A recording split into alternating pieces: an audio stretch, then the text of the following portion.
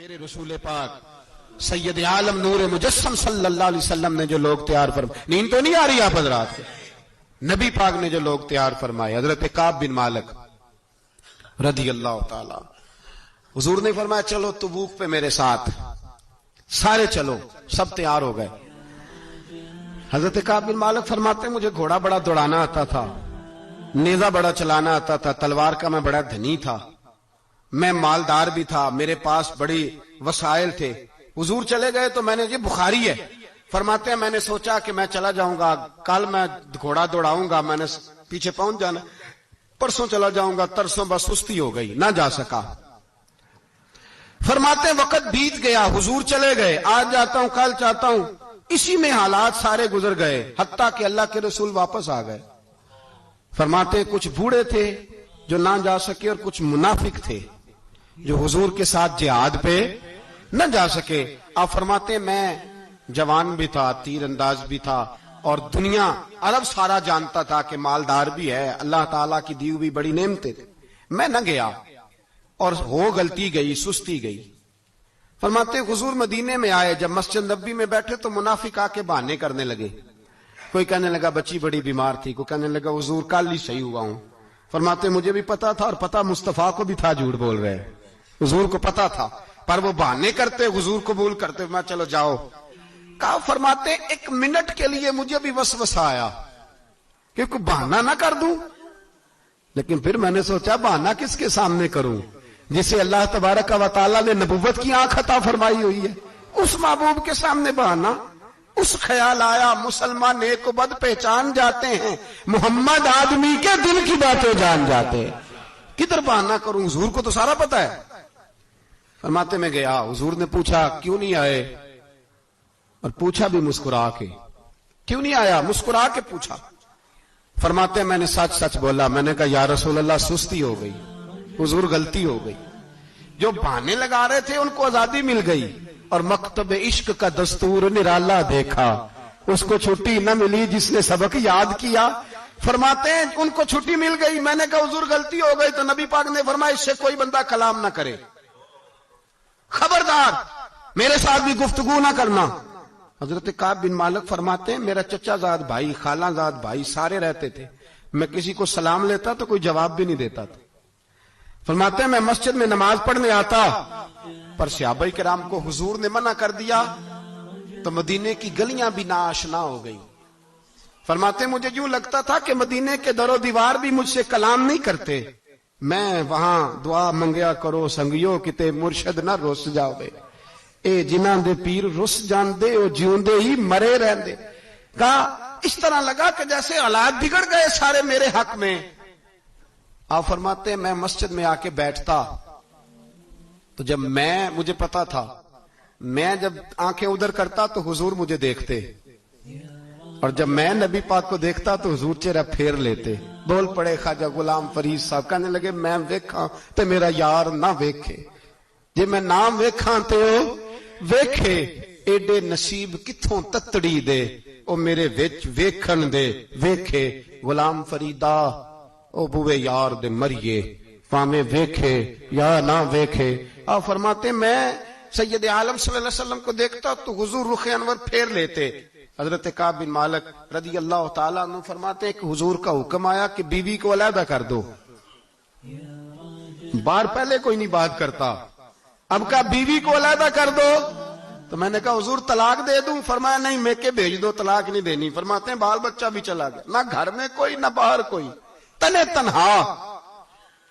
آپ فرماتے ہیں زمانہ جانتا تھا، عرب کے صوبوں میں بات پھیل گئی کہ کعب بن مالک جیسا سردار، مالدار، گھوڑ سوار، تیر انداز، نیزہ باز، اتنا بڑا سیانہ سنجیدہ آدمی جدا کر دیا نبی پاک نے۔ فرماتے ہیں غسان کے عیسائی بادشاہ نے مجھے خط لکھا۔ حضرت کعب فرماتے ہیں بڑی آزمائش تھی پر یہ مصیبت سب سے بڑی تھی۔ غسان کے عیسائی بادشاہ نے خط لکھا، اس کا آدمی مجھے ڈھونڈتا پھرتا مدینے میں، میں ملا تو خط اس نے مجھے دیا۔ خط میں یہ نہیں لکھا تھا کہ کافر ہو جاؤ معاذ اللہ، یہ نہیں لکھا تھا عیسائی ہو جاؤ، اس نے خط میں لکھا کہ کعب ہم نے سنا ہے تمہارے نبی نے تمہیں چھوڑ دیا، ناراض ہو گئے، تم تو اس قابل تھے کہ صوبے کے گورنر بنائے جاتے، تم تو بڑے عہدے کے قابل تھے, تمہاری تو شہرت ہے سارے علاقوں میں, تم آ جاؤ ہمارے پاس, ہم تمہیں بہت بڑا عہدہ دے دیں گے. حضرت کعب بن مالک فرماتے ہیں اب میری چیخیں نکلی, اب میں تڑپ کے رویا. میں نے وہ اس کا خط پکڑا اور جلتے ہوئے تنور میں ڈالا اور مسجد نبی میں سر سجدے میں رکھ کے میں نے کہا اے اللہ, میرا ایمان اتنا ہی مشکوک ہو گیا ہے کہ کافر کہتے ہیں میں ان کے ساتھ مل جاؤں گا. اے اللہ, میرا ایمان اتنا کہ کافر سمجھنے لگے ہیں کہ میں مسلمانوں کو چھوڑ کے ان سے اتحاد کروں گا. یہاں لوگ کہتے ہیں ہم نے پریشر کے لیے ان کو ساتھ ملایا ہے, ہم نے پریشر کے لیے کافر سے سمجھوتا کرو گے, اپنے بھائی پر ظلم کرنے کے لیے بے ایمانوں کے ساتھ دوستی کرو گے. حضرت کعب بن مالک فرماتے ہیں میں نے تندور میں ڈالا, میں تڑپ کے رویا. میں نے کہا اے اللہ, میرا اتنا امتحان نہ لے کہ کافر سوچنے لگے کہ میں اسے سمجھوتا کروں گا. اے اللہ مہربانی فرما, اتنا امتحان نہ لے. روتے روتے گھر گیا, سحری تک روتا رہا. ایک آدمی دوڑا آیا, کہنے لگا کعب جلدی چل, حضرت جبریل آ گئے ہیں, اللہ نے تیری توبہ قبول فرما لی ہے, رسول پاک نے تجھے یاد فرمایا ہے, چل آ جا. حضرت کعب بن مالک فرماتے ہیں میں قدموں میں گرا اور میں نے کہا محبوبہ میرا سارا ہی مال لے لے, حضور میری ساری صلاحیتیں لے لے, رکھ لیں سارا کچھ, مجھے وہ مال نہیں چاہیے جو آپ کے دروازے سے دور کر دے. حضور وہ دولتیں میرے کس کام کی جو آپ کے دروازے سے دور کر دے. بے نور بے چراغ جو محفل ہو پھونک دو, اعظم بلا سے اپنی وہ ہستی ہی کیوں نہ ہو, جو چیز اس کی راہ میں حائل ہو پھونک دو. حضرت کعب بن مالک رضی اللہ تعالیٰ عنہ نے ایک منٹ کے لیے بھی کافر سے سمجھوتا کرنا پسند نہ کیا. جبھی تو اللہ نے توبہ حضرت جبریل کے ذریعے نازل فرمائی. میرے بھائی یہاں منٹ پہ سمجھوتا ہے, منٹ پہ بڑا رولا ڈالتے ہم, بڑا شور ہے چائنا کی دوستی. چائنا جیسے کہے برما کی حکومت ویسے کرتی ہے, اس کا اثر اور رسوخ ہے ان کا.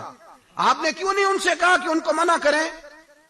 میں چائنا کی بات نہیں چھیڑنا چاہتا, ورنہ میں اس پر بھی کچھ باتیں عرض کروں کہ وہ جو آپ کے ساتھ ان کی دوستی ہے اس کا پس منظر کیا ہے. یہ تو چائنا میں بسنے والوں سے پوچھو نا, جہاں مسجد بنانا بڑا مشکل ہے, جہاں نماز پڑھنا روزہ رکھنا بڑا مشکل ہے. کاہے کی دوستی, کس طرح کی دوستی؟ قرآن مجید نے بیان کر دیا کافر تم سے راضی نہیں ہو سکتا حتی تتبع ملتہم, جب تک تم ان کے دین کی پیروی نہ کرو. اتنی دیر کافر راضی ہو سکتا تو مسلمان کیسے راضی ہو جاتا ہے؟ امام غزالی فرماتے بدو تھا, سادہ بندہ تھا, نبی پاک کی بارگاہ میں آیا, اچانک سلام لی اور پتہ کیا کہتا ہے؟ کہتا ہے یا رسول اللہ صلی اللہ تعالی علیہ وسلم, قیامت والے دن حساب کس نے لینا ہے؟ تو محبوب کریم نے نظر مبارک اٹھائی اور زیر لب حضور بھی مسکرائے, فرمایا حساب اللہ تعالیٰ نے لینا ہے. تو اس نے کندھے پہ چادر رکھی اور مسکرانے لگا. تو حضور فرمانے لگے تم کیوں مسکرا رہا ہے؟ کہنے لگے یا رسول اللہ پھر خیر ہے اگر اللہ نے لینا ہے تو محبوب فرمانے لگے کیا مانا؟ کہنے لگے محبوب کریم جب غالب آتا ہے نا تو پھر معاف ہی کرتا ہے. کریم جب غالب آتا ہے نا, اس نے جب غالب آنا ہے نا, کسی بزرگ سے کسی نے کہا تھا کہ بطور مثال پوچھتا ہوں اگر آپ کا حساب قیامت کے دن آپ کے ماں باپ کے ذمے رکھا جائے, تو بزرگ کہنے لگے نہیں, رب بھی ٹھیک ہے, میرا مالک ماں باپ سے زیادہ پیار کرتا ہے. کریم جب غالب آتا ہے نا تو وہ کرم ہی کرتا ہے. اس شخص نے یہ بات کی تو رسول پاک علیہ السلام سے بات کر کے وہ چلا گیا. حضور فرمانے لگے دیکھو بندہ سادہ تھا, بات کتنی گہری کر گیا ہے, کتنی ٹھیک کر گیا ہے, کیا کمال کر گیا یہ شخص. اس نے کہا کریم جب غالب آتا ہے, کریم جب غالب آتا ہے, عدل کرے تے تھر تھر کمبن, عدل کرے تے تھر تھر کمبن. کون؟ اونچیاں شانہ والے. تو جے تو فضل کرے تے, جے تو پھر تھر تھر گیا.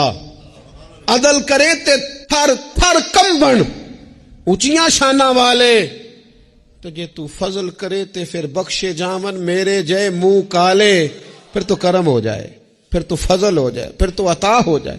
بات امید کی, بات کرم کی, بات اس کے فضل کی, بات اس کی رحمت کی. میرے رسول پاک علیہ السلام فرماتے ہیں قیامت والے دن اللہ تعالی بندے پر اپنی رحمت کی چادر ڈالے گا جو اس کی شان کے لائق ہے.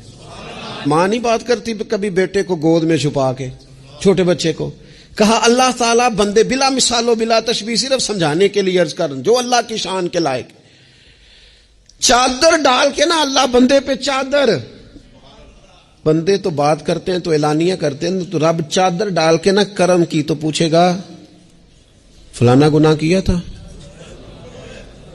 اللہ میں بھول گیا، ہو گئی غلطی، اے فلانا بھی کیا تھا، مالک بھول جو گیا تھا، ہو گئی نا کوتاہی، بندہ جو ہوں بھول گیا تھا، نفس غالب آ گیا تھا، اور یہ بھی کی تھی، اللہ میں بھول گیا تھا۔